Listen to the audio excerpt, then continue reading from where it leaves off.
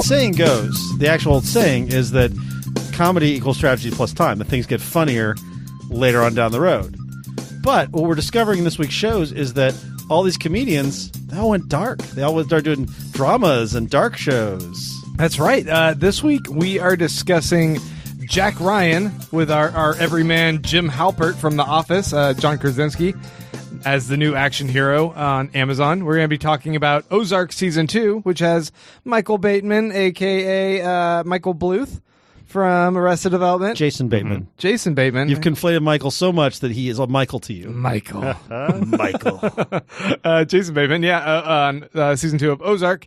And then Mr. Bob Odenkirk, a.k.a. Mr. Show. He's now Better Call Saul. Yeah. So he's the closest, right? Hear what he has to say. Episodes, and you're trying to allocate your time. Yeah. And I failed. I failed as usual. I failed as well. Masturbatory TV length right there, 70 minutes. It is probably a little self-indulgent, which we'll talk about when we get to it. And then, Better Call Saul is an hour, Mayans is an hour, but I had priorities. I'm curious to hear your thoughts on Saul this week. Ooh, yeah. I'm excited to talk about that one this week. But folks, we are the TV dudes. This is episode 199. I'm Grant. That means I'm Randy. I'm Kyle. That means next week is 200 episodes. That does. Should we announce what we're doing? What are we doing, Randy? Or should we make it a surprise? No, we should totally announce because we want people to. We want them to come back for number 200. Oh, so we did some voting. We basically all the four primary TV dudes, which includes the three of us plus Les. Yeah. We did some voting. We all threw out a list of, and Grant set the tone, 45 shows each. I don't know why it was 45. I don't know. Special note, Ashley is one of our fellow TV dudes, but yes. She's too busy to throw in 45 shows. She's too busy. She's got her heads so far in the clouds, they're in the frickin' stars. Oh, that's true. But so yeah, Ashley will be hopefully will be throwing in if she's not too busy. Yeah, if she's able to make it. Yes, but she did not vote because she didn't have time to make a list of 45 random shows like the four of us dunces did. No, she just talked shit about our list. Here's what's missing, guys. But so we made this list. Then Kyle brought it into like a spreadsheet thing. Then I went and tinkered with it and added years to it, and we sort of, using a weird system where we each voted for our favorites or what our 45 list was, we've got a list of one show starting in 1999, going up to 2018. We got a top 20. You say weird system. I call it the algorithm. The algorithm. The algorithm. All right, Zuckerberg. The top 20. It's a show of the year. Yep. For the past 20 years. Yes. Yeah. That's kind of cool. And so we're going to talk about those shows. We're also going to talk about some of the alternates, at least mention them. And we'll probably each have a special favorite of our own. Like if each category had runners-up. Actually, wait, that's how awards work, yeah. Yeah. It's like the awards, only these won't suck as bad as the Emmys do. Right. We might have some special guests as well. It's going to be a fun one. So you guys stay tuned for that. It'll be fun to coordinate, too. And if you bump your Patreon subscriptions, we will do the recording naked. Oh, wow. I didn't. That Just was putting not that discussed. on new subscriber level. This is double gold, double black. We have to get video cameras. That's no, it's the audio just the podcast, recording. just audio. But completely nude. You can hear the completely gross. You can't hear it, but you can smell it over the air. That's why they call it the airwaves. Oh God. No, let's patrons, we appreciate the support you give us. You are not obligated to make us get naked. So the TV dudes, only if you want to. We promise to keep our clothes on. Folks, let's go ahead and jump into the TV news. All right, so I'm excited about this. We didn't really talk about it yet, I think, but Veronica Mars is getting a revival over at Hulu. Now, when last this was talked about, it was like just kind of rumored. Now they say they are starting filming in October. Okay, so I watched the first season. I feel like I watched some of the second season, but I know I didn't touch the third season or the movie. And I heard that the show dropped off after its first season. That's not entirely true. What I would say is that season 1 is easily the best, but season 2 and 3 are both good, and the movie was really good. Oh, so man. I'm ready for more. I'm looking forward to it. Dan Harmon and Joe McHale are kicking themselves in the ass. Had they done the movie earlier, they could have done that whole 7 seasons in a movie thing. That's true. This is the way you do it. 6 seasons a movie and a 7th season.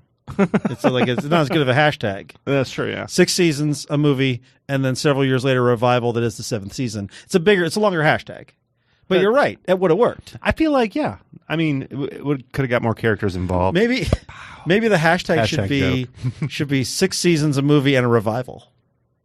There you go. Yeah. And 2 revivals. And 2 revivals. 6 seasons, because you got to do the one revival that sucks. 6 seasons, a or movie, that nobody gets. a revival, another movie, a second better revival, another movie, cancellation. No spaces, all one No hashtag. spaces, all one hashtag. Oh shit! Are you guys still talking about this? I totally fell asleep for a half hour, a whole half hour. We're working out hashtags, Grant. It's important. This is the worst. Anyway, I'm super excited about this. Les is not here. If he was here, he would back me up on this. You know what? I'm not excited. Kristen Bell has a job. And she's the linchpin of the whole show because the show's named after her. Quit trying to drag her away from the best show on TV so she can go slum on a half-ass thought-out 4th season that no one's asking for. I'm asking Randy. for it. Also, by the way, she's still going to be on The Good Place. Well, of course she is. Her Mike Schur thing. That one's forking good. Yes, the good place. It will not be affected by Veronica Mars. That should make you feel better. It's not going to happen. Also, Crossover. she's on the title, The Good Place. There's nothing about Kristen Bell in the title of The Good Place. Veronica Mars, I meant. Oh, okay. I was going to say The Good Place. She's in the title of Veronica Mars, so they can't do it without her. So they totally need I see what her. you're saying. It's contingent upon her. I thought maybe you thought her character was called The Good Place. No, it's just a bunch of other actors that are like, oh, we don't have any other gigs. Can you come back so that we can have a gig again? I thought maybe you thought her name was Angela Good Place. This is the same thing that happened with Roseanne, I think. I think that's very different. If the TV dudes ever break up and you go off to like bigger and better podcast things, you'll get back together when we need a thing, right? Yeah, right. You'll do the Grant Davis version of Veronica Mars. What's the next story? What's the next news story? You got her back, right? Let's just moving on. Be there for me. HBO has renewed Ballers and Insecure for additional seasons. So that is good news. Except for in the Ballers case, who cares? Who cares? I mean, wait, Kyle, you like Ballers. It fell off. Okay. But would you care if it went away? Yeah, I don't think it's... Here's the thing. It's only going to end once there's like a sex scandal. It's going to be Entourage when it's all over. Yeah. Like if it could have just quit last season and have been like, oh, check out this cool thing. But no, it's going to end Entourage. Yeah, I think you're right. So the DC Universe streaming service is doing a Doom Patrol show. Yeah. And they've announced some pretty notable casting. Really? So Brendan Fraser is playing Robot Man, who's definitely the lead. Brendan Fraser. He was really good in that John Paul Getty FX. He was great in that. Oh, really? Yeah. I didn't catch it. Oh, He played this sort of cowboy he was kind of in the troubleshooter. middle of it too, so you Yeah. had to watch for a while to find him. He's great in it. Yeah, I loved it. And then Alan Tudyk is playing season 1's villain, Mr. Nobody, which is a Grant Morrison character. And they just cast the chief, Dr. Niles Calder, Timothy Dalton. Damn. It's fantastic casting. Now, this is the That's same... a James Bond. Yeah. Oh, that's Mr. Skinner. Yes, that's where I go. Not Fuzz, yeah. So the only problem is that the DC streaming service is untested right now. And the only thing we know about them is that they made that terrible, terrible Titans trailer. Oh, yeah. And so I'm hoping that Doom Patrol will be good because the cast is really good. But man, am I not? I have no faith in DC. So I don't know what Doom Patrol is, actually. I never read anything about it. My best guess about what Doom Patrol is it's something like Suicide Squad. No, it's actually something closer to it's like DC's X-Men. So it's like a group of lost and forgotten heroes. They're sort of and when Grant Morrison came in and did it, it became sort of surrealist. So their bad guys were the Brotherhood of Dada and the Candlemaker and this other sort of weird shit. Okay. So it's like sort of psychedelic superheroes a little bit. Don't we have that artist, local artist here in town that Nick Darrington? Yeah, Nick he's Darrington. been doing the reboot and with Gerard you know Way. him. I do. Yeah. Oh, Gerard Way is doing this too? Gerard Way was writing the comic. Yeah, from Umbrella Academy. Yeah. And My Chemical Romance. So yeah. If people who liked Umbrella Academy would like Doom Patrol, it's in the same vein. That's awesome because they're also making Umbrella Academy TV show. Netflix show. Yeah. Yeah. So Gerard Way, man. There's going to be a lot of surreal superheroes on TV. Who is he in My Chemical Romance? Is it My Chemical Romance? It's My Chemical Romance. I think he's the lead singer. The Black Parade yeah. band. That's crazy. Yeah, he's a huge comic book fan. The lead singer of Say Anything wrote comics too. Worst X-Man ever. Oh, that's right. Is that Max Bemis? Yeah. Yeah. So music people write comics, it turns out. Pretty rad. And then comics become TV. It's all cyclical. Bring in movies and plays. We I need guess. to get into a band. And karaoke. Is karaoke an art form? Aren't we still supposed to do TV the book, the podcast? TV the book, the so that we can somehow bring this back to podcasts? TV the book, the podcast, the stage musical. Let's just skip the whole podcast. Assume it was made. Yes. And let's start working on the stage musical. Yeah, we're gonna get on and write the libretto this weekend.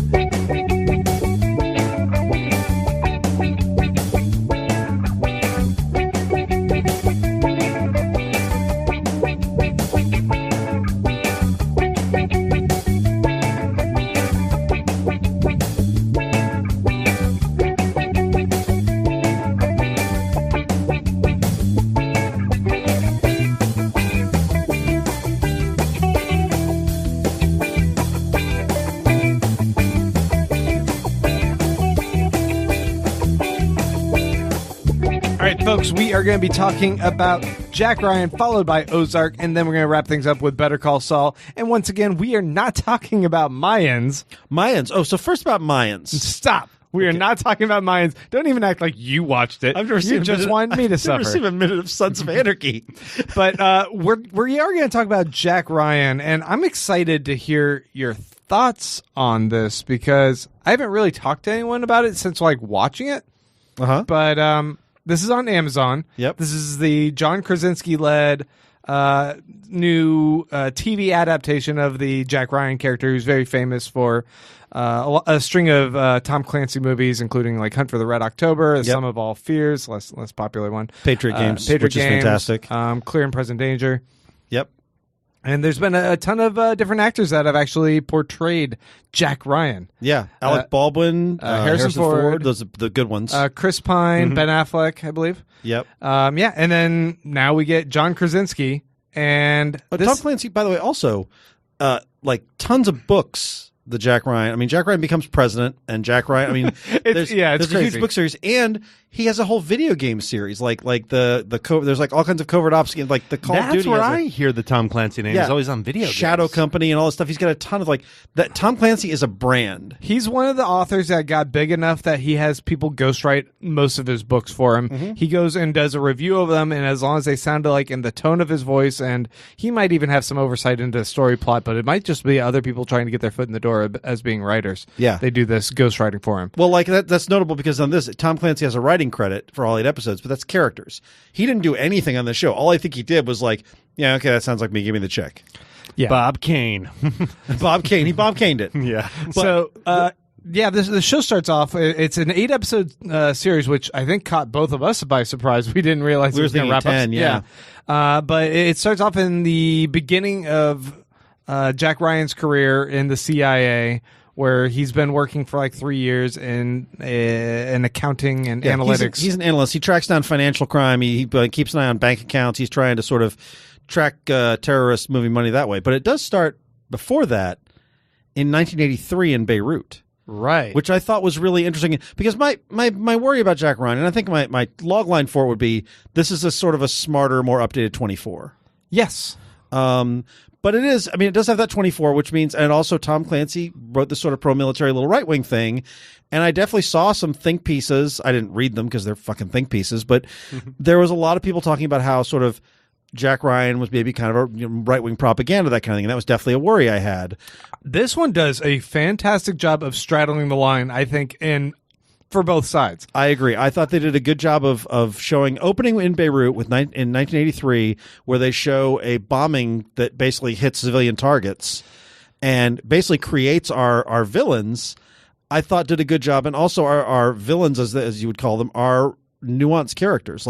They're definitely bad people. They're nuanced, but at a certain point you go, no, these fuckers got to be taken down. They're doing bad things, and they're bad people. But you understand where their hatred comes from. They take time with a lot of complex characters. I thought there was a pretty great sequence midway through the season where they go to I'm not sure which country they're actually in, Yemen perhaps.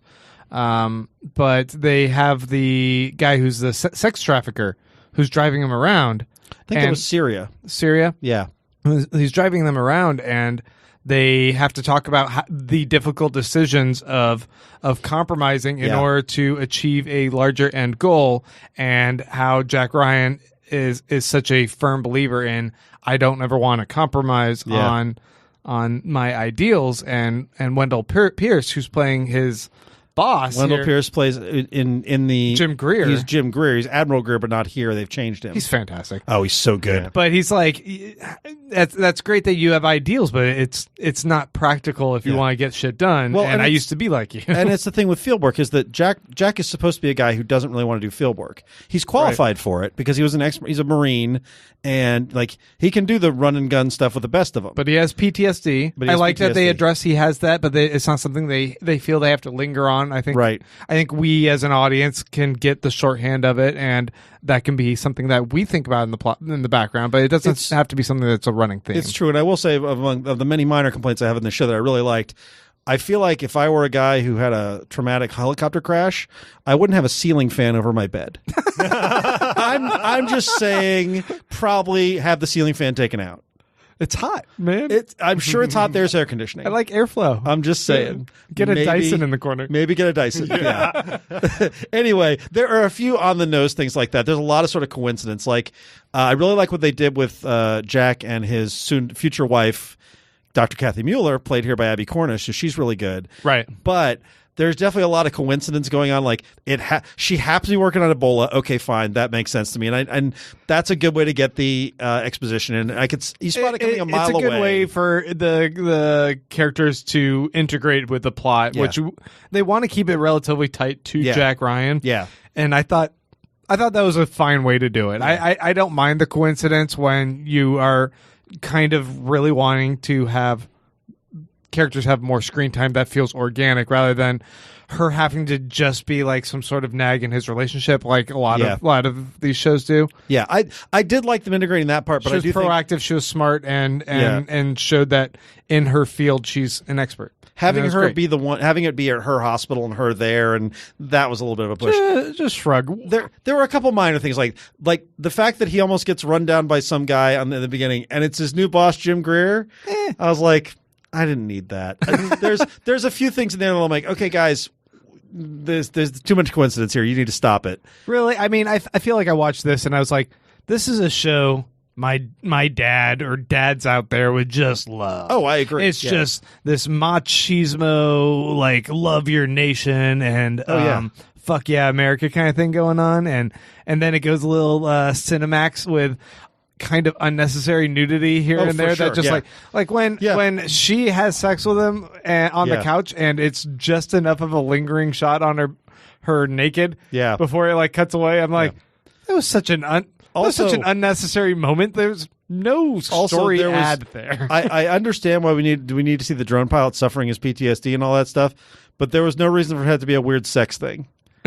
That was also very strange. I was like, I thought it was going to be something like he was being leveraged or something. There was going to be a plot. No. He just happened to run into a weird swinger couple at the casino.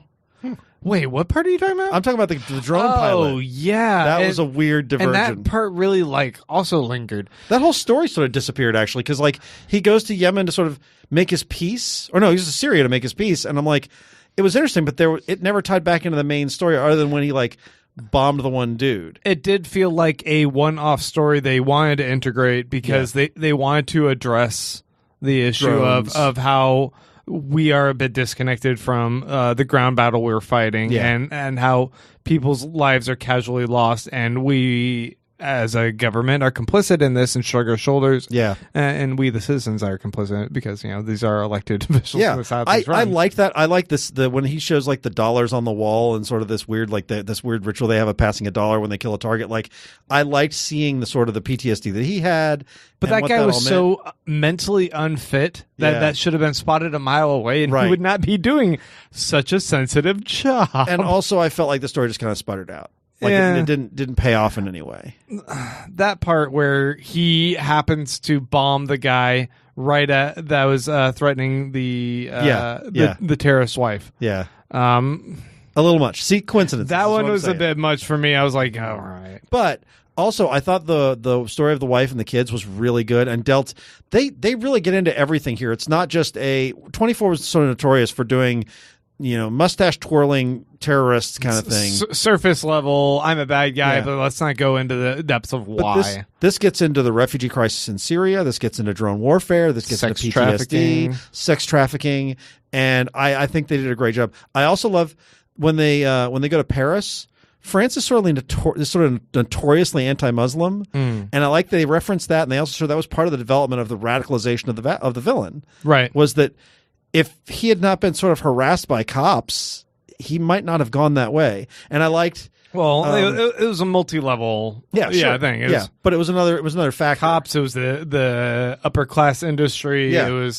It was all these things, barriers preventing him from trying to integrate. And, Right. and yeah. I also love the decision to make Jim Greer a bit more of a disgraced general, like not an admiral, but like a disgraced guy. Right. I thought that was interesting. It puts him and Jack on a sort of equal level, even though he's his boss. And I thought making him a lapsed Muslim was a really interesting choice and paid off really well. I mean, I don't know. I feel like that one was a little bit utilitarian for the narrative rather than, I don't know, it didn't feel I like as that organic element to of me. it. Yeah. I guess. But I was okay with it. Krasinski killed it here, right? He was great. He was really good. Yeah. I think that guy not only is as we've always mentioned, a fantastic everyman, Yeah. but he pulls it off as a buff and intimidating action guy too. Yeah, the dude's been working out. He's ripped. He can do action sequences really well. He can do the drama. He can do serious and comedy. I mean, he can do it all. He pays off there's some great tense scenes. He does the thing that's really important that Harrison Ford was always so good at, is the sort of the tension in the face when he's trying to decide between his sort of Boy Scout ethics and what he needs to do. Like when all the guns come out during the human trafficking thing, and you just he does not want to be there. This is so morally gray. He does not like it. And when he has to have, kill someone to save himself or save somebody else, he's never a guy you think.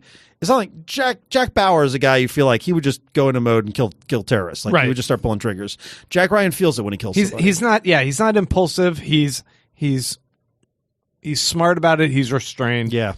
He assesses the situation, and it's easily a guy I find myself rooting for. Yeah. He's the morally self-righteous Boy Scout, and I'm like, okay, I'm on board with Krasinski as Jack Ryan. I found it laughable that what's the girlfriend's name? Kathy, yeah. that at one point she's on the phone or she's talking to a friend about how he's a type B or C personality. I'm like, it's John Krasinski as a big ripped dude who is bold enough to go to that party, get flown out in a helicopter, and you're trying to say he's a type C person. Yeah. Fuck off. Yeah. You guys are not going to convince me that he's some book nerd. Yeah. When just looking at the guy, no one thinks. Well, what's interesting is that Jack Ryan, when Alec Baldwin played him, he was definitely played as more of a He was. he was a bookish nerd. You can't look at John Krasinski being fucking jacked though. Well, and they're like, oh yeah, Harrison Ford did not play him that way. Harrison Ford played him as an action hero. I mean, he was supposed to be this professor who didn't go into the action, but he always got in the action pretty quick. I feel like Krasinski's Jack Ryan is much closer to Harrison Ford's Jack Ryan, and I think that's not a bad thing. I think he's even more than that. I mean, he's an imposing figure now. Yeah. I mean, we're not dealing with thin gangly Alec Baldwin anymore. Yeah. We're dealing with Ben Affleck when he played Batman. I mean, he's roided up. I really liked this, so I'm looking forward to more. And I was a fan of 24, and I think this is a better version of it. Right. Pacing was fantastic. Yeah, pacing. How it moved through every single episode, I found myself easily engaged and jumping into the next episode. The hooks at the end of each episode were fantastic. Yep. And it ended 2 episodes sooner than I thought, and I was pretty impressed with the ending. Yeah. Also, good action. Great gunfights and all that opening scene with the terrorists attacking the military base, really, really good action. This gives me that America fuck yeah boner that 24 would give, and it's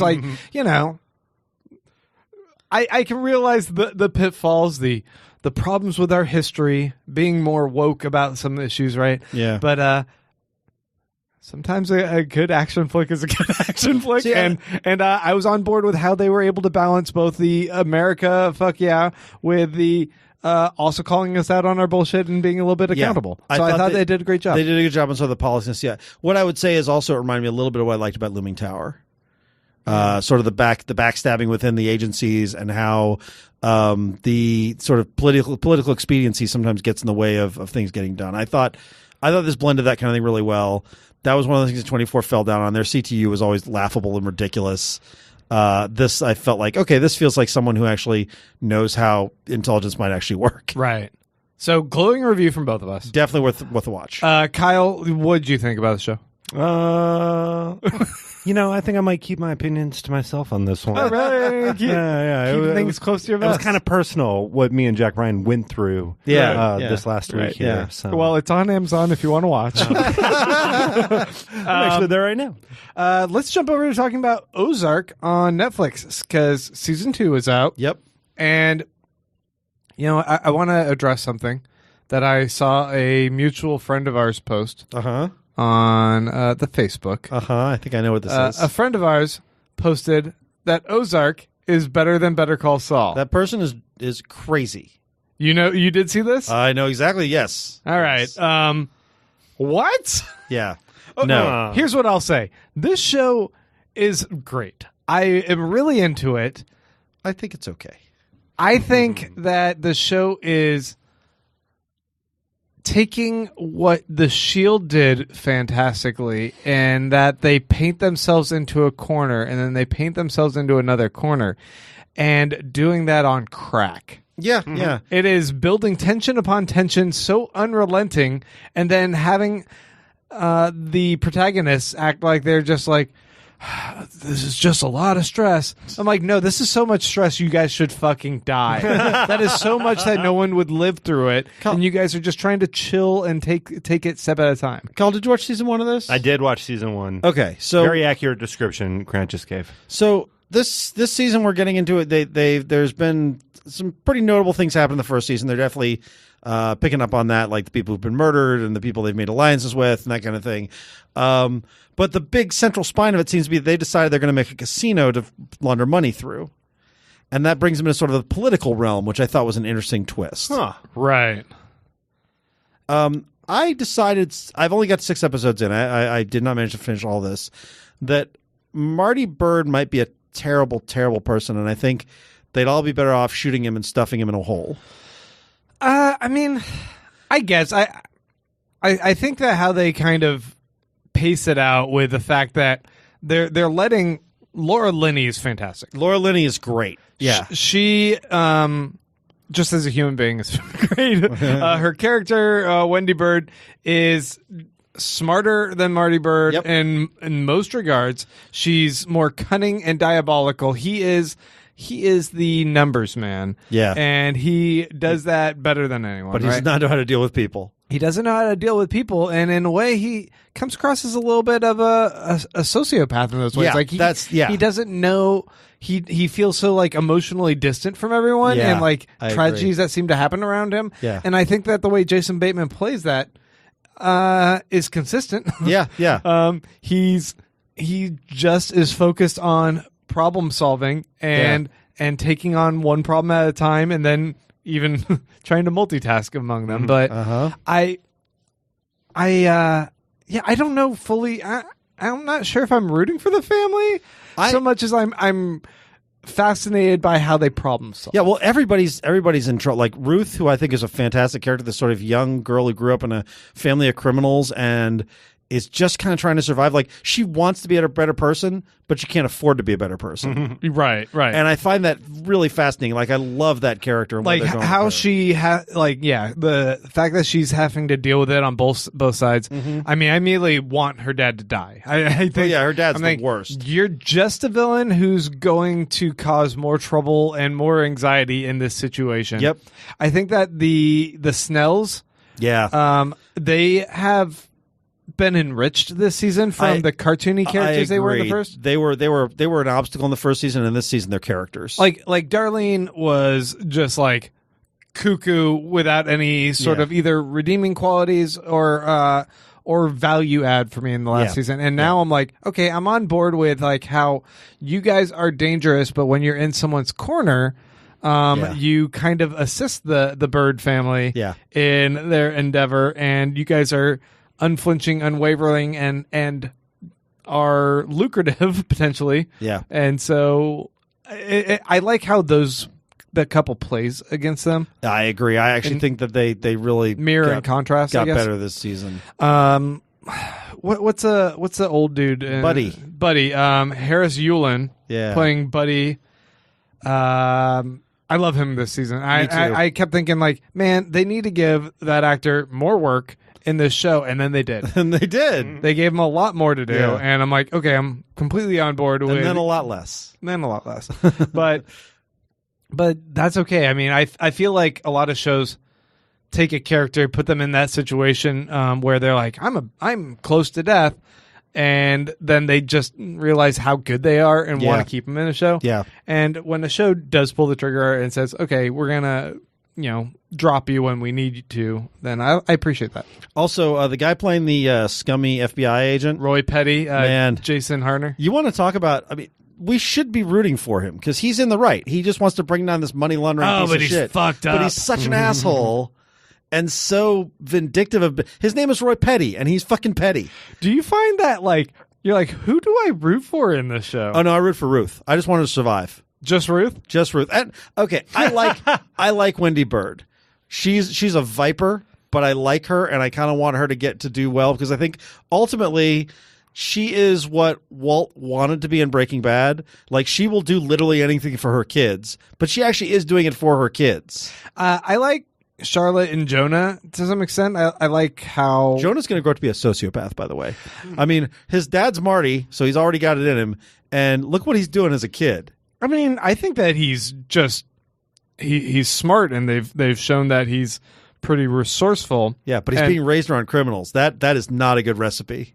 I mean, I feel like they're doing a little bit of a disservice to Charlotte when they just have her serve the role of being a bit of a nuisance. Yeah. And they keep dangling for us, the audience. And I have not finished this season because you gave me too much homework. Right. But Netflix gave you too much homework. Netflix did. But I like when they give us these glimmers of having her step up and be a potential foil, and I'm hoping that does manifest a bit more toward the end of the season. Not a foil, but be a prime player in their operation, I guess. You know, my only issue with this is I think it does need to be cut down.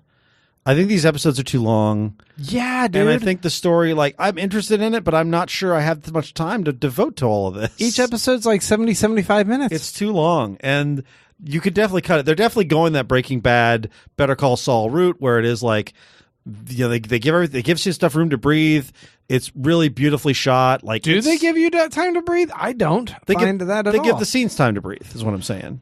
Okay, but it's all tension. Yeah, it's tension true. to tension to tension. Yeah, and I'm like, true. there's no downtime. There's nothing ever playful. Right. It's all dark. It's all intense. And that's what it is. Yeah, you're right. Breaking Bad and Better Call Saul both have light moments. It's a show where I have to go, oh, fuck, I have not taken a breath in a while. I need to breathe. Yeah. I mean, there's dark humor every now and then, but mostly this is pretty bleak. Yeah. Yeah. Yeah. No, I think that bleak plus long TV episodes is probably not the best recipe. When you watch something like The Shield, yeah, and it would get really dark and heavy. Yeah. Vic Mackey was the wily, rascally hero, anti-hero hero, that would save the day and then chuckle about it and shuffle off with his machismo, right? Or Shane would say something dumb, or Lem would say something kind of funny. There's levity breaks, right? Yeah. And I don't get that ever in this show. You're right. That is kind of what's missing. Like, the Buddy had a little bit of that. Yeah, exactly. I was going to say Buddy a little bit. But even then, all it was the irascible old man. Like, I think you're right. I think a little variance in tone would go a long way. We both like this show. Yeah. But it can feel a little bit like homework. Yeah. A homework that I failed to finish for this week. Me too. I did not get a passing grade, and Jonas is going to finish my report, and he's going to forget, and I have to beat him up. Don't get us wrong, though. I'm gonna finish this show. I'm going to finish it at some point. It is addictive, and I have to plow through the rest of it this week. Yeah, it's on my list. Well, guys, I'd love to tell you what I thought about Ozark. Yeah, what did you think about Ozark? But I just had such an experience with Ozark this week. Yeah, I just it's overtaken me. It's a private opinion. I'm consumed by silence. Kyle, it's on Netflix if you want to watch it. Kyle, that's 0 for 2. I mean, you better bring it on Better Call Saul. You're failing this week. My progress report ain't looking too good. Speaking of Better Call Saul, we're going to go ahead and jump over there. Okay. Although, let's take a little bit of a levity break. Oh, yeah. You gotta get swifty. You gotta get swifty in here. It's time to get swifty. Oh. You gotta get swifty. Oh, yeah. Take off your pants and your panties. Okay, we're back. Kyle, I'll let you kick us off here. What do you think about this my episode? experience with Better Call Saul this week was just it affected me in a way that's just it's kind of hard to. I mean, it's consumed me with silence. So we asked Kyle kind of last minute to be on this episode. If you can't tell. Yeah. Well, yeah, it's all good though. No worries. Randy and I did watch this episode, and you know what? Yeah. I loved it. Did you? For the second week in a row, I was kind of like, I don't know. Here's the fascinating thing for me Yeah. is the third timeline being shown in the show. Oh, you mean the opening? With the opening, they jumped ahead to a point in time during the show, the airing of Breaking Bad, which I found fascinating to watch. It's like the tail end of Breaking Bad. It's like the last episode of Breaking Bad kind of timeline. And it's a little portion of what we saw previously, but just like fleshed out more, right? I love watching him interact with Francesca in any mode. I love watching that. Her well-earned years of disdain for him is always funny to me. But it was a good reminder of, I mean, because I think we've been watching this show, and we get the sense of where Jimmy McGill is now. Yep. We get the sense, like we have a little bit of a memory of who he was when he was Saul Goodman. Yep. And then we see this third character he is in the black and whites in the beginning of the season and at the end of the season. Gene and his heart attack. Gene. But, to get a little refresher on, you're watching Jimmy McGill. Here's another color version of when he was Saul Goodman right at the time of crisis. And we still are going to bridge this gap here for you viewers. Yeah. I'm like, okay, I like that. And how that kind of reflects on where he is now in his life. I really liked this episode because I thought it did a great job of diving into what's going on in the breakdown of Jimmy McGill and the inevitable slide into Saul Goodman. My favorite stuff was the stuff with Saul, like his whole getting frustrated with Kim and where she was at, getting frustrated with his job, and deciding to go out and slip back into the Slippin' Jimmy a little bit and go out and hustle for phones. Right. And like that was when he goes and talks to the motorcycle gang. That was great. And then when he gets rolled, we see, oh right, he's not Saul yet, because Saul would never have kept all his cash in his wallet. No. He would never have made that rookie mistake. He wouldn't have also gone and dealt with those people in the park. I mean, I don't know. Saul would be able to handle himself some way, or at least talk those guys out of jumping him. Yeah. He would have recognized the situation right away and been like, oh, hey, guys, you know what? I have a business proposition for you guys. It's going to make you a bunch of money. Yeah, and I liked that sort of. I liked that. Like, that whole thing was really interesting. I love the narc thing, and then he goes and changes clothes. I also love. Another thing that Better Call Saul and Breaking Bad always did well is the montage. Right. And the montage with the Street Life song, which I associate with Jackie Brown, that was a fantastic montage. I think that, seeing that he keeps backsliding into this, that it's like an addiction for him. Yeah. And he he even is starting to recognize that he doesn't know how to cope with not having direction in his life.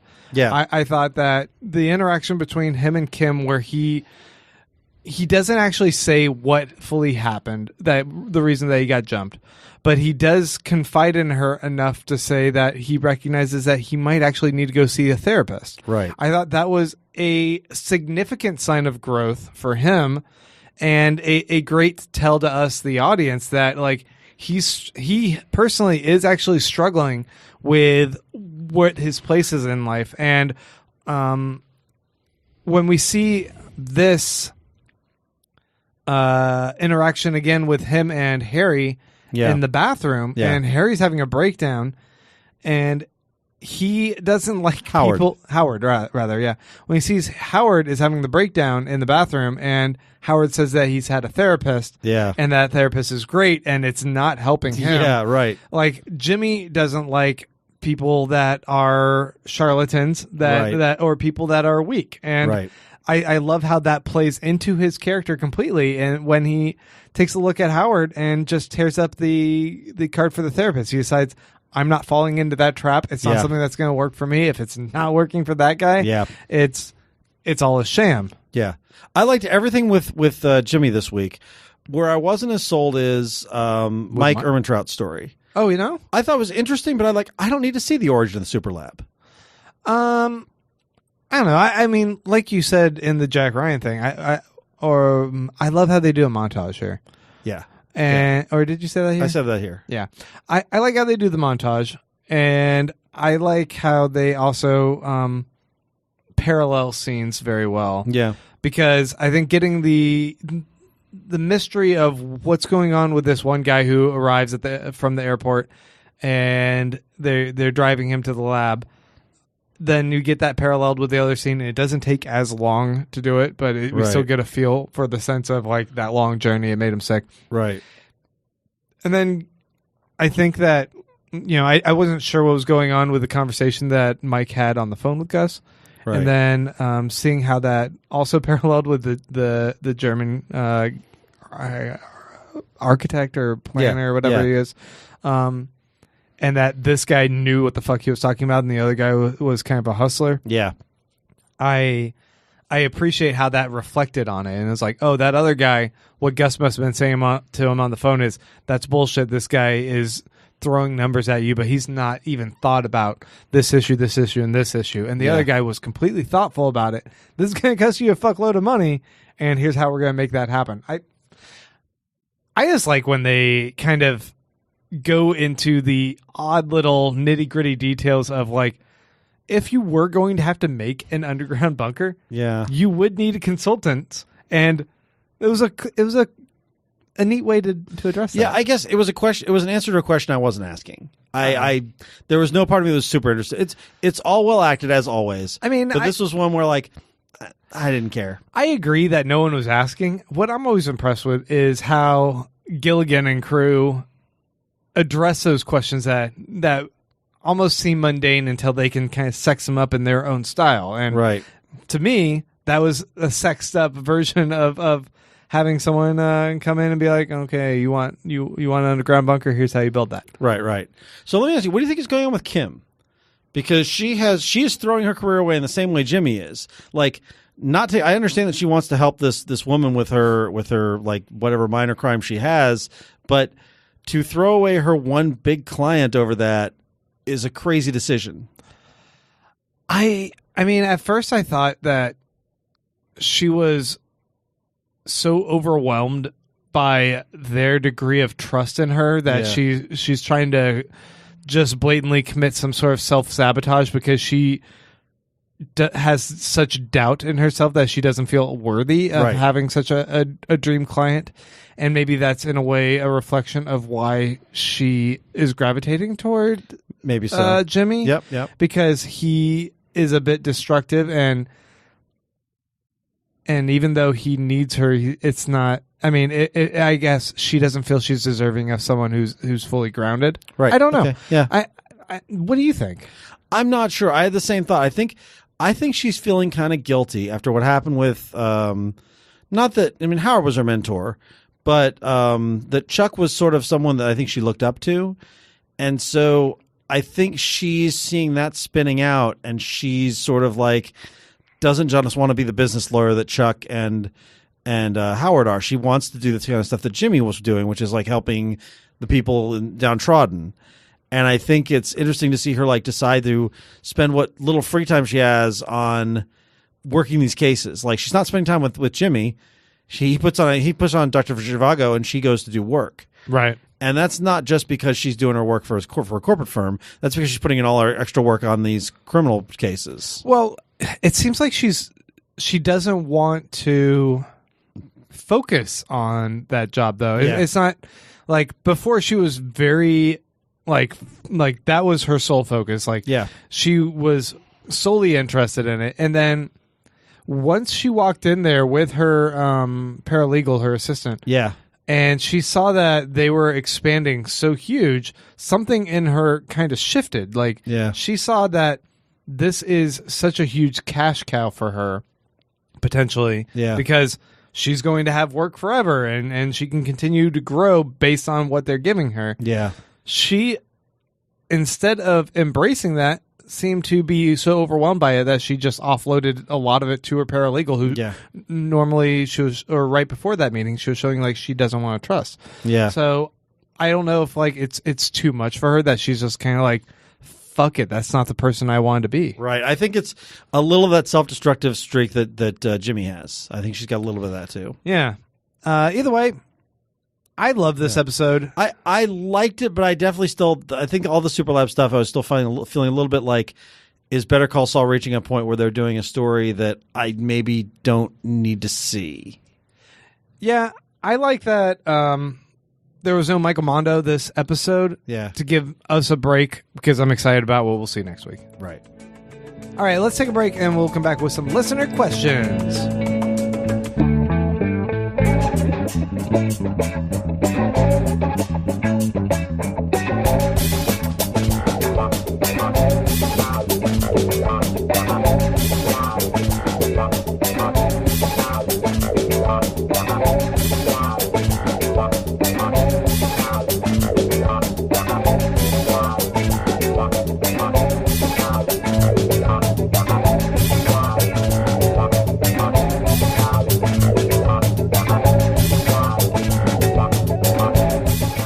Questions time. Once a week, Randy will put up a post over on Facebook.com/TV Dudes asking for you, our dear listeners, to chime in with any particular questions you have.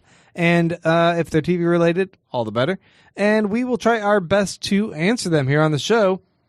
And we always encourage new visitors as well. So please go to Facebook.com/TV Dudes and like our page so you can get those notifications.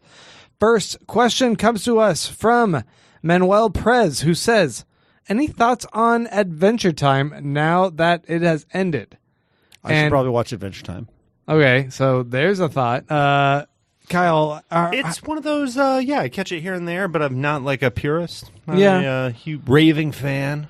I am impressed with what Adventure Time achieved, in that it was this kind of small little playful show that had a lot of whimsy to it, and it did have a decently thought out, at least initially, world building kind of thing, but how they expanded that and built the mythos that goes on behind the scenes of Adventure Time, and still maintained this jubilant, like, playful, childish energy while still also appealing to adults, was just so well done. The different characters, how it started more and more to be able to toggle between absurd and just sugar coma inducing. Great. Did you watch the finale? No, I didn't. Okay. But I'm really impressed with the show, and I ended up falling off when I stopped. I cut my cord, actually. Yeah. And I didn't have access to Cartoon Network, and so I wasn't able to just have them stockpiled on my DVR. Right. but I still intend to go back and like do some catch up. It's just it hasn't happened yet. The buzz on from my friends who watched it has been people were really impressed with the finale. So I mean, one of these days. Yeah, I love the show. So yeah, sorry, Manuel, I did not catch the ending, and Randy got tired of me being long-winded and said, "Wait, did you see it?" When I finish watching 7 seasons of Venture Brothers, maybe I will dive into it. Jeez. You got homework. I know. I am always surprised of the people who like Adventure Time because I do feel not only does it cut in between like children and adults, but like I have a buddy of mine who's kind of like a jockey dude, spends a lot of time in the gym, and he started talking about Adventure Time, and it was like his favorite thing. Yeah, it's really caught me off guard. I've had the same experience. Like the amount of people who love Adventure Time and the different walks of life. It definitely speaks well of the show, and it makes me interested. You know, something I think about is with their character design. There's a great documentary on Netflix about Funko Pop and how or just Funko, but how the Funko Pop figures are literally designed to like have all the same cute aspects that a newborn baby does. So psychologically, we're more attracted to them. And I see some of those design elements in the Adventure Time characters. Oh, yeah, I Right. can totally see that. Yeah. That makes a lot of sense. Zach McLernan says, as 2018 enters the fall season of TV, who do you feel is currently the best/strongest network, HBO. cable, premium, and streaming network, respectively, and who is best of all? Also, let us bow our heads for a moment as Sterling Archer weeps, for now his time has come to take on the mantle of Burt Reynolds, just like the old gypsy women said. Rest in peace, Burt. Which, yeah, by the way, Burt Reynolds died today. 82 years old. The guy had a good run, but yeah, that was a shocker. That was sad. Do you think he had anything stashed away for his kids? Stash. Oh, boy. Our friend Amanda noted that Tom Selleck is still alive. Oh, okay. The mustache lives on. Yes. There you go. So, Yeah, okay. So let's break this down by category. Starting with network TV. What's the NBC. best? NBC, by far. Is that just because of The Good Place? Well, I mean, not just a good place. They have Brooklyn Nine-Nine now. Okay. And the NBC has the best comedies. Name a drama they have that you like. Do they do Law and Order? Is that them? They have CS. They Chicago have, Fire on their network.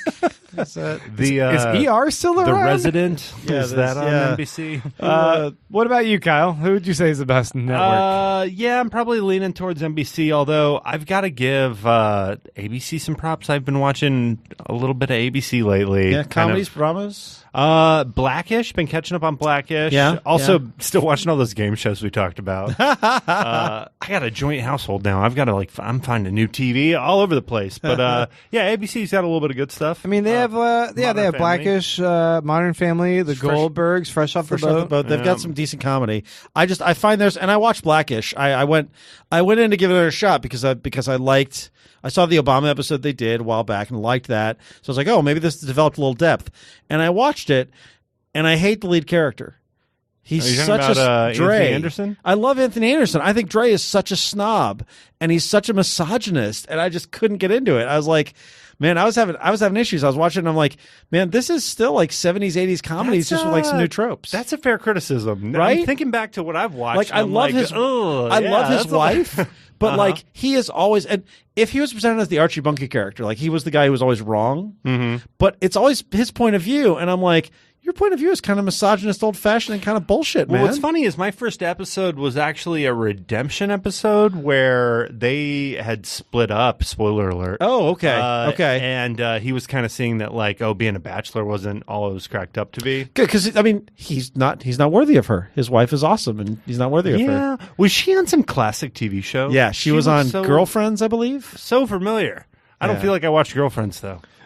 Yeah, I'll give it to NBC solely for The Good Place. Yeah. This is the best show on TV right now. And worst is always CBS, just forever until the end of time. Except that CBS All Access is the exception. Yeah, I don't care. CBS is the worst. Die. And then cable.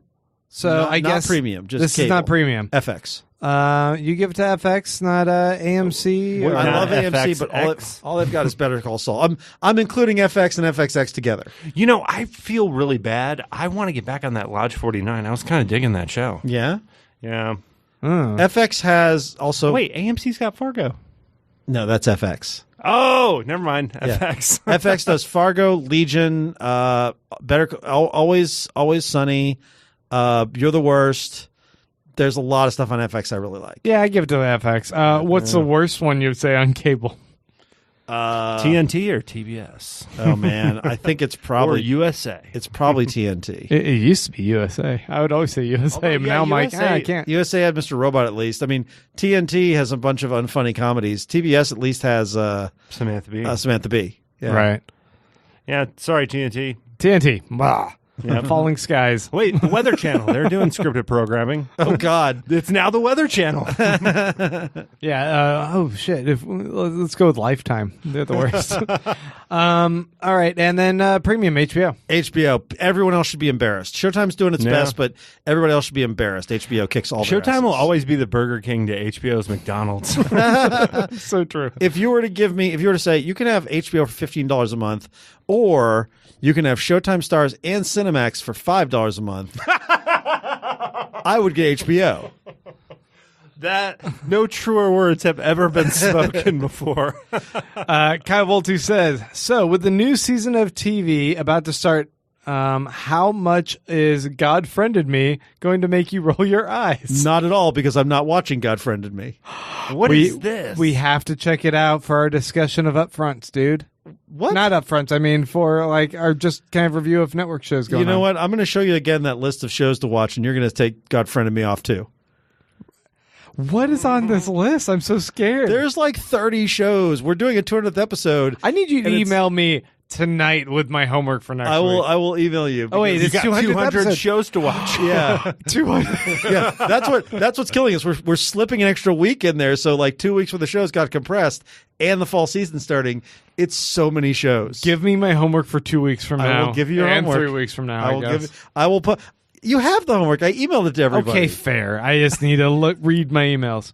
Read the syllabus, dude. You know, my Read the favorite thing syllabus. about TV Dude's homework is sometimes I'll be watching TV and Shannon will be like, "What are you doing?" And I'm like, "Preparing for the show." homework. And she goes, "Wait, are you guys talking about SNL this week?" I'm like, "Yeah, we're going to talk about this episode." So Shannon doesn't listen to the show. Shannon, I'm doing my fucking job, okay? She's like, "Are they paying you?" Yeah.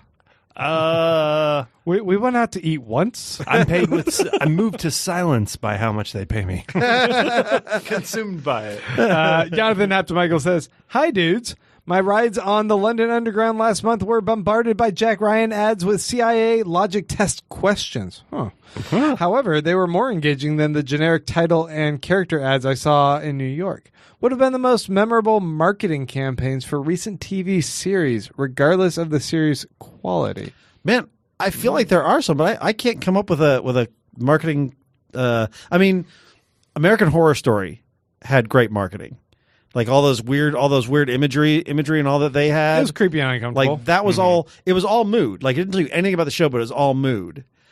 Those are pretty good. And Legion does something similar.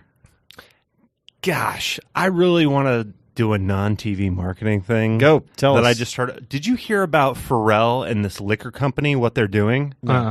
Oh my gosh, this is the most bizarre marketing thing I've ever heard. Sorry to jump off the question, but That's okay. okay. So Pharrell has teamed up with like Don Julio or some like booze company. All right. And what he's done is he's recorded a song, a brand new song, and he's not let anybody hear it. And what he's done is this song has been etched in to a ceramic vinyl record. Now, this record is going to be buried in the earth for 100 years, all right, like a time capsule. If global warming and climate change continue on the same path they are, this record will be destroyed in the next 100 years just by climate change. But if, like, the climate, like, starts to, like if it, never going to happen. But that's like their thing. They're like, save the planet, and then you can hear the Pharrell song in 100 years. No, I can't. I'll be dead. Exactly. None of us are going to get to hear the terrible Pharrell marketing. song. Randy, you'll be dead, but I'm banking on the Life Extension Project to keep me living. Oh, to listen to Pharrell. Yeah, I'm going to download myself into also the Matrix. I think. I'm going to quote one of our favorite shows and say that scientists believe the first man to live to be 150 years old is already alive. I believe I am that man. You think Chris? I thought it was Kyle too. I win the you lottery. think Chris Traeger is going to be able to listen to that that record? Because That is- I'm Traeger. That is definitely a weird bit of marketing. That is bizarre. Isn't that weird?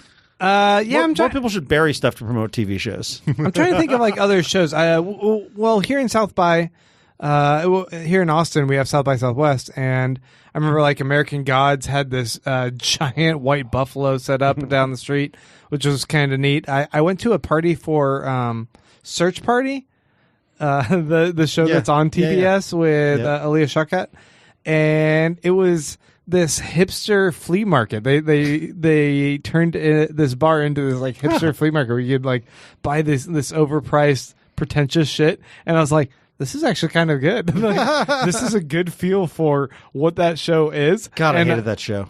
Oh, really? I love that show. Yeah, I hated it. Oh, man. Nice. I'm so opposite you on that one. Yeah, I don't know. I'm trying to think of like other particular campaigns. Does the best of the like crazy marketing. They had a full-on Westworld this year, didn't they? Yeah. Right. That was awesome. You could have sex with robots. I don't know if that was a thing. Kyle, I've seen the video. Kyle, that is not what was happening. And you Kyle, need to get what yourself video backed did out. you Would watch? be a way to market a show. Sex with Robots. Mr. Robot's final season, Sex with Robots. Jonathan, by the way, if you are in town, dude, hit us up, man. Yeah. Come hang Lucky out with us. number 200. Jonathan Huffnagel says, good evening, TV dudes. There have been many Jack Ryan film adaptations over the years with a variety of well-known actors filling his role.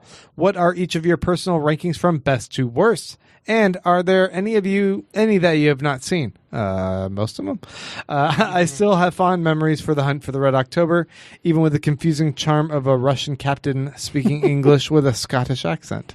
So Hunt for October is the hot top of my list. I remember liking that movie a lot. I saw it in the theater. I've watched it a lot. I think it's my classic. I never. Kyle, what ranks? Where do you rank them? My only memories of Jack Ryan movies are like the films that like dad's like, no, we got to watch this, and you're like, I don't want to watch it, and then you watch it, and you're like, okay, it's kind of good. Yeah. Besides that, I don't have very many fond Jack Ryan memories. Oh man, I love these. I love these movies. Hunt for Red October, I really like. Then I would go Patriot Games. Then Clear and Present Danger. And I bought a box set of DVDs because those are some of my favorite movies. I got a box set that came with Hunt for October, Patriot Games, and Clear and Present Danger. And then it also had The Sum of All Fears, which I had never seen because I'd heard it was terrible. So since I'd bought the DVD set, I put the DVD in to watch. And I got 20 minutes into that movie. And I stopped it and never went back. And you guys know me. I have a little OCD with my collections. Like, I like having box sets and hardcovers and all this kind of stuff. I have an incomplete box set because I threw away that fucking DVD. That's how much I hate Sum of All Fears. Why was it so bad? It's so terrible. I don't understand. Like, so they had to throw it away. It was so terrible. I did not want it contaminating my collection by accident. You should replace that with like another movie. Like just put a copy of Fletch in there. Oh, that's a good idea. Yeah. I still have your copy of Fletch, by the way. No, I have a Blu-ray of Fletch now. Oh, nice. Yeah. You can keep it. That's my DVD. Yeah, that's your DVD. That was given to you. And I haven't seen the two Chris Pine, or the one Chris Pine one? One. I haven't seen that one.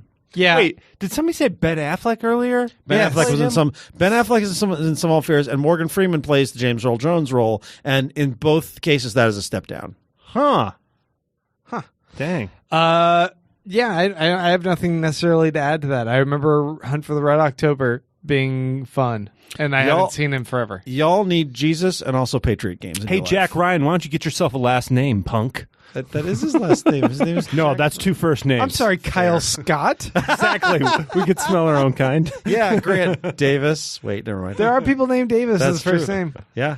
Michael Gastini has our last question for the night. He says, Iron Fist Season 2 hits Netflix this week. Oh, guys, I on know the we're all list. excited. Oh, it's Why on the is list. it on the list? Because I hate you. You saw that? You hate yourself. You didn't like that first season either. Yeah, I'm not going to make that I episode, have by the a way. fight scene clip queued up in my YouTube. I can't even like spare 2 minutes to watch this clip, let alone jump back into this world. He goes on to say, and it seems Netflix has taken measures to rectify the errors of Season 1 by changing showrunners and decreasing the episode count to 10. Down to 5 would be good. Early reviews have actually been encouraging, but is this enough to make you watch? Okay, so he knows that we're all like, fuck that show. Also, what are your thoughts on the current state of Marvel TV on a whole? So the Marvel Cinematic Universe is one of my favorite sets of films. We were discussing this the other day at the store.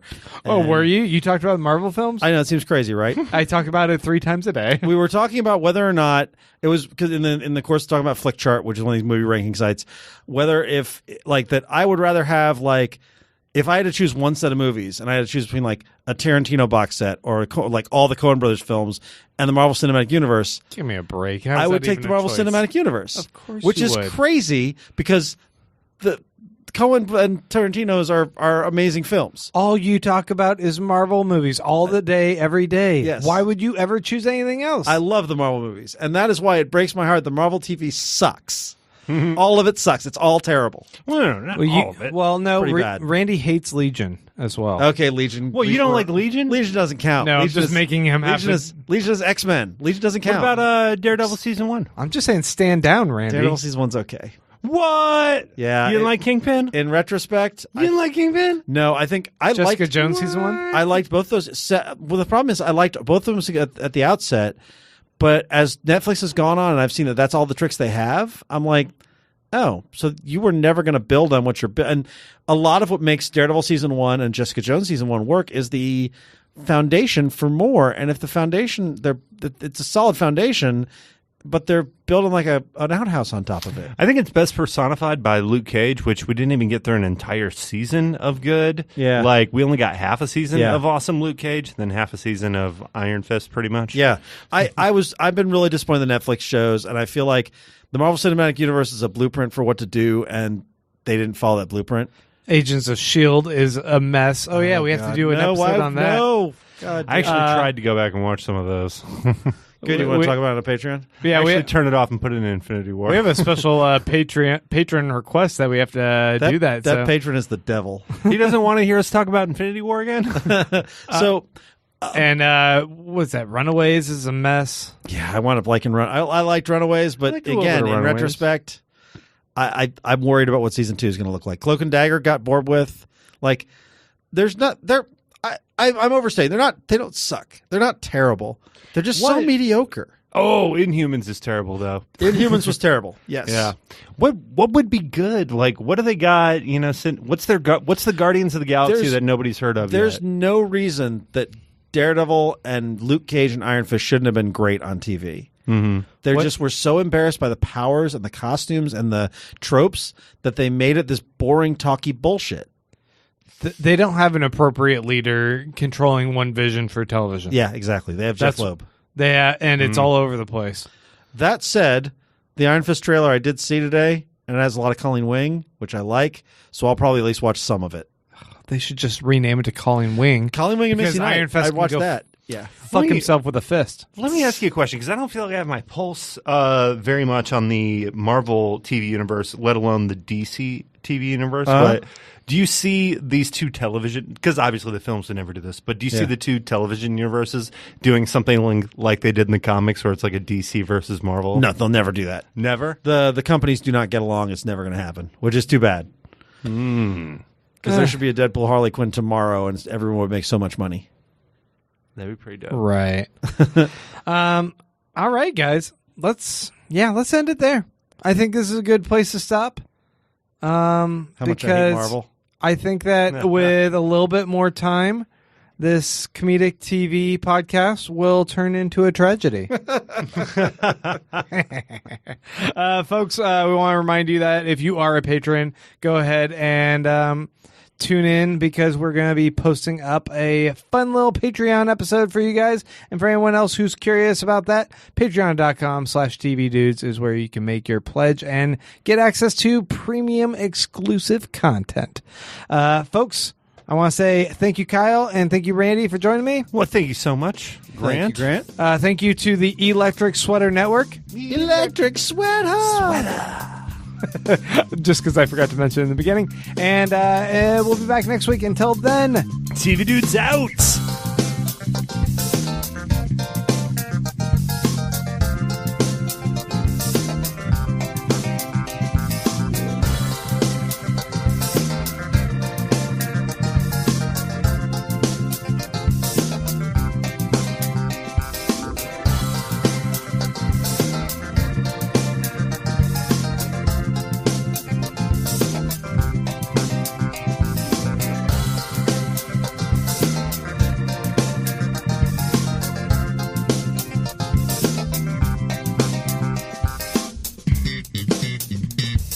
The TV Dudes is an independently run podcast and a member of the Electric Sweater Podcast Network. We are exclusively listener-supported. If you'd like to help us out, go to patreon.com/tvdudes. You can like us on Facebook and Twitter at TV Dudes. All the music for our show is by our friend and original TV dude, Gregory J. Amani Smith. To find out more about us, go to thetvdudes.com and electricsweater.com. I'm Grant Davis. Thanks for listening.